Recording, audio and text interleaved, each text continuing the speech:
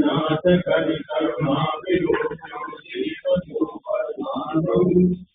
योनि जन्म कर्म वदना